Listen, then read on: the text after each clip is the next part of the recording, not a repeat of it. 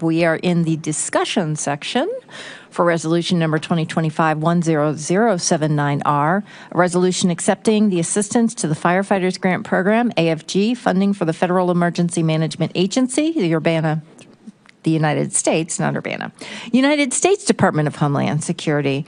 This motion was made by Sharice and seconded by Chris, and we are now in the discussion stages. We apologize for the people online who are not able to hear the earlier conversation. Is there any further discussion? Grace?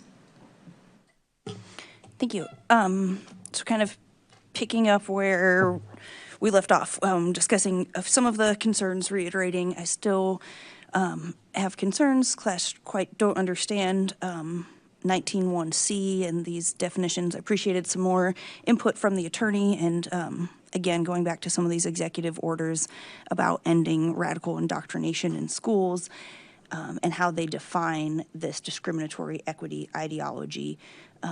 I just still find so concerning and I think is in contradictions to things like our resolution to have more equity throughout the city, our equity and quality of life grants, money in our budget for a reparations study. I think there's a lot of things that are against this in even the spirit of it, if not potentially legally binding agreement with consequences. There was also brought up Article 43 and not financing terrorist groups, which sounds fine on surface, but also who are we defining as a terrorist group, and about that being legally responsible, like the city would be legally responsible for complying with that.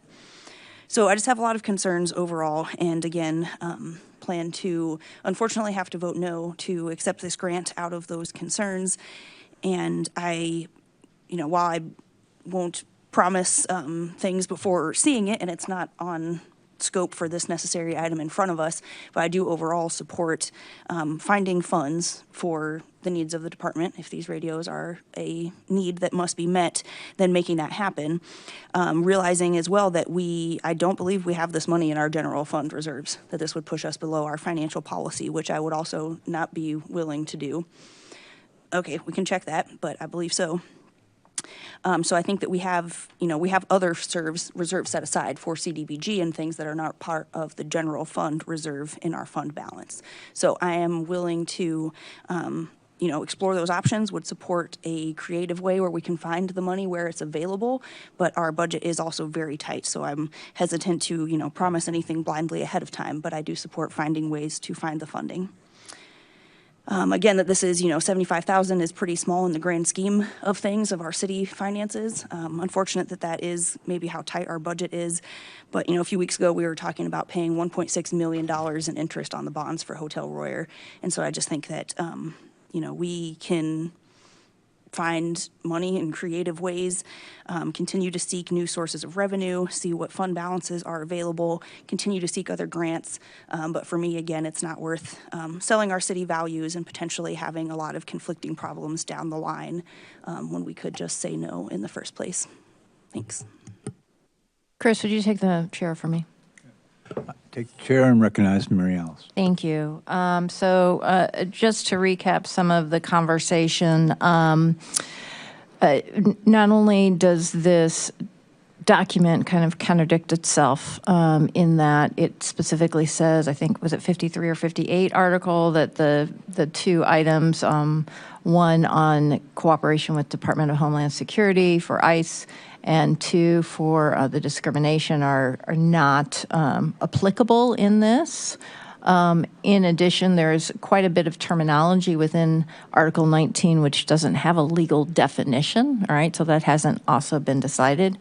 And finally, this is a one-time grant. This is not something that is like an ongoing grant. This is for a very specific purpose, so it's very time-bound. And I feel confident that we can say that as a city, we do not discriminate based on federal law. I do not agree with some of the terminology that is used. It's very not Urbana speak, basically. It goes against our values. But I am very confident that with the legal advice that we've been given, with the short term of this being very immediate, it doesn't tie our hands for future things that might come in front of City Council. I'm going to go ahead and vote for this, and I just wanted to address what Grace's comment was about the budget, and absolutely we are tight on budget. Our fiscal policy has to do with reoccurring funds, and it's my understanding that this is a one-time fee, so it would not be part of that specific fiscal policy that we have very little wiggle room on. And so that's why I was kind of shaking my head earlier. But of course, Elizabeth is going to be the one who will be the final determination in terms of whether or not we will be complying with that. I am in support of our firefighters. I think everyone up here is. I think everyone up here wants to give our employees the tools that they need to do their job effectively. So I don't have any concerns about this City Council's willingness to be able to responsibly be able to find funds to provide those tools. And I will take the chair back. I release the chair back to Mary Alice. Thank you. Is there any final discussion? Therese, were you raising your hand? Okay, Jaya. I'll be brief, but just since folks online were not able to hear our conversation earlier, we'll say again my deepest appreciation to our fire department for finding new sources of funding, for our city attorney for providing a really important and helpful memo. My residual concerns are because not all of the language that I find concerning is negated by Article 58. I think that there are still things that could either tie our hands or not be in line with Urbana values that could be related to this grant. And certainly the consequences of having funding clawed back at this amount is not the end of the world, but I think it's also it's just not a risk I feel comfortable taking. So some of this is just different opinions and assessments on risk and risk tolerance and which pieces are worth that fight and which are not. But I do want to reiterate what I said earlier that, while we might disagree on strategy, I have no questions in my mind that this council and this administration will continue to fight for the rights of all of our residents. Chris. All right. I completely agree with both Grace and Jaya, and you guys make great points. I'm worried that I'm letting the wolf into the hen house here. But I'm going to support this grant so that firefighters can get the radios quicker. And I'm down for the fight if there's a clawback situation or they start whatever crazy thing happens next.